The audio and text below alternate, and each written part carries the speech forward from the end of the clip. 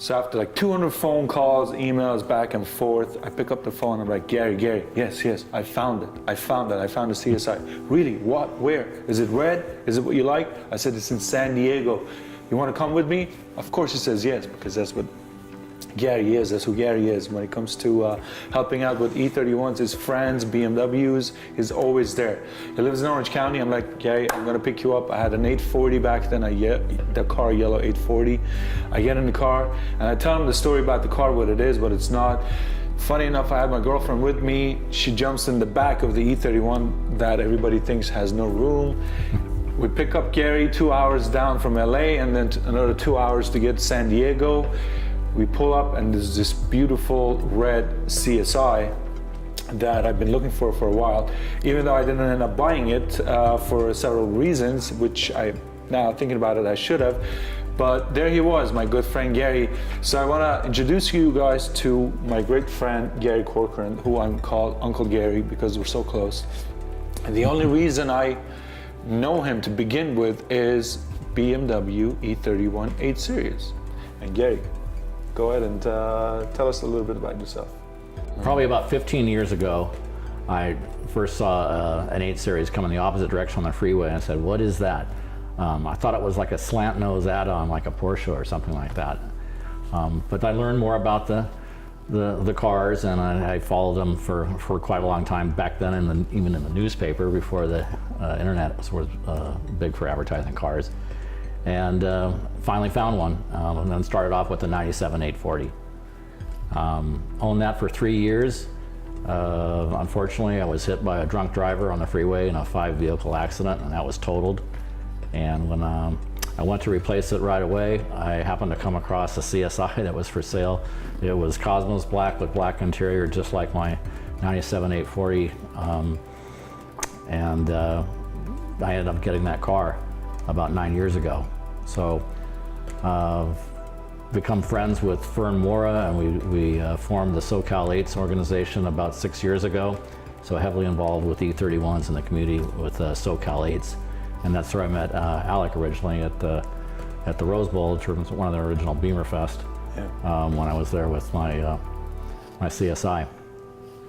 Yeah, I show up to Rose Bowl and I had some issues with the center console of my 97 840, and he said, hey, I'm parting out on 97 840. I'm like, do you have the wood? He's like, yes, I do.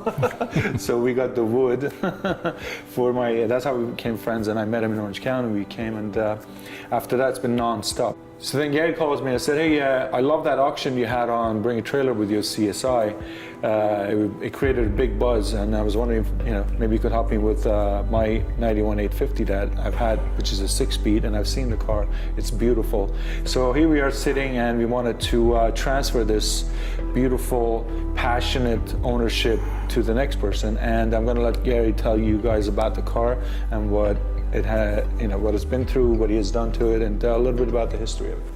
So 2 years ago, our SOCALEIGHTS group was gathered, and a gentleman came across with a flyer that he had a 91 850 6-speed for sale, that it was parked in his nearby airplane hangar, but it hadn't run in 3 years, and he had suffered a work-related injury and just didn't feel he was going to get around in any time soon to fixing the car up and selling it.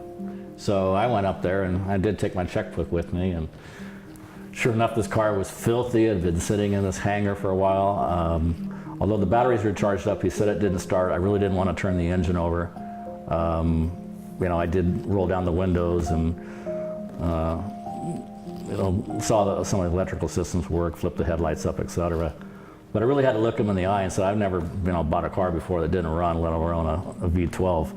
So I'm counting that it did run 3 years ago when you last parked it. So, but the car was very straight. It was a rust-free, it was a California car, also registered in Nevada, but held a California title. So I could see by the condition that it was very straight and very dry.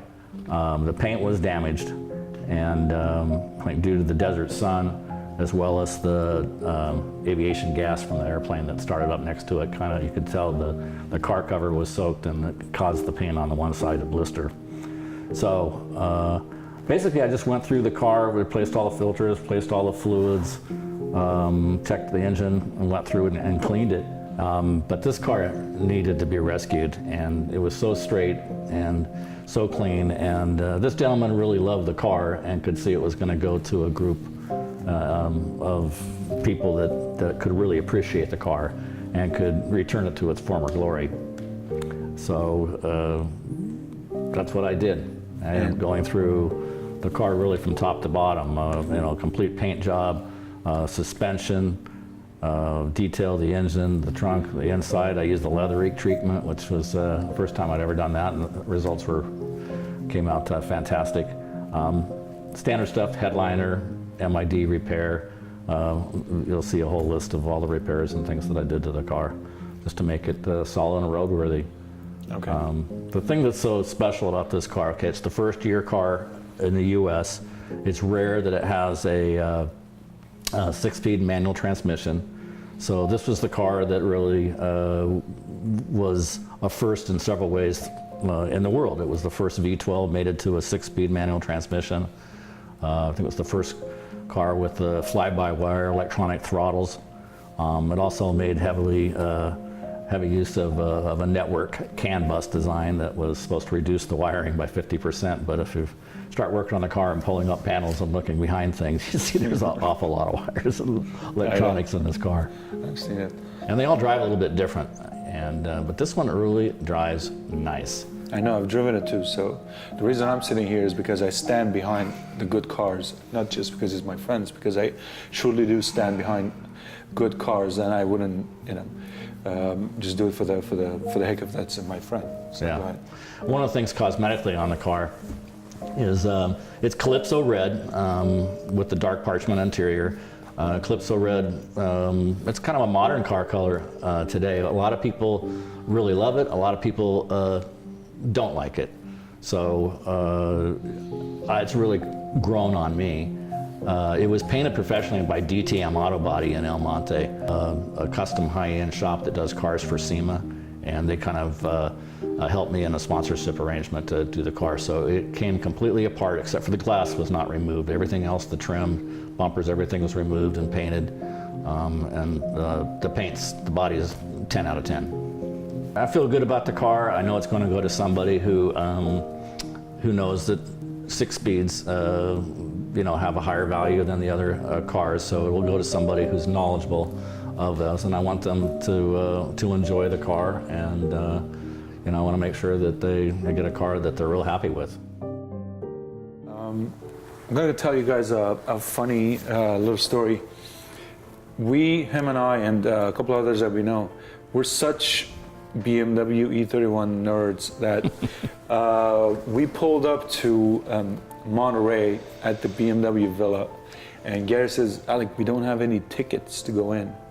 I said, "Gary, you are sitting inside your ticket," because I brought my CSI with me, and he's like, "No, they're not going to let us in." We pull up to the BMW villa, and all of a sudden, instead of us showing a ticket, the gates just slowly open up on us, and like, "Come in, come in, come in." I'm like, "I told you, there's our ticket." Not only did they let us in because of the 850, they're like, "You guys are here for the CSI, for the 8 Series?" I'm like, "Yeah, we are." Not only did they let us in, they brought us in like VIP, and let us go and park right in front of the nose of the new Concept 8 Series. And so he gets out of the car, I get out of the car. Taylor Patterson, who also was their 3 Ultra E31 nerds, we're running around looking at these cars, going back and forth. One of our friends like, "What are you guys doing? You're such nerds. You're like taking pictures. You're like little kids." But we had so much fun, and for us, E31s are not just cars; they're a lifestyle. We hang out, we go eat, we travel, our girlfriends and wives and all that, so they hang out. If we have problems, we call each other. If we don't have any problems, we call each other. So it's not just a car, for us it's a lifestyle, and that's how passionate we are. We would like to, anybody new that comes into the family, we would like to welcome them. If a car goes to a new home, we always want to make sure that it goes to a great home, and that person becomes part of our extended family, which I think you can also elaborate on. Well, I think the whole group of SOCALEIGHTS, the E31 Car Club, it's just been, you know, it's great. A lot of like-minded people. You know, we bought a car and we gained a family. Really, it's a community, and it's not just local Southern California. We have members that are on our mailing list from all over the world. And there's such a rich resource of websites and forums and stuff to help people with the cars and solve problems. So we're really all related.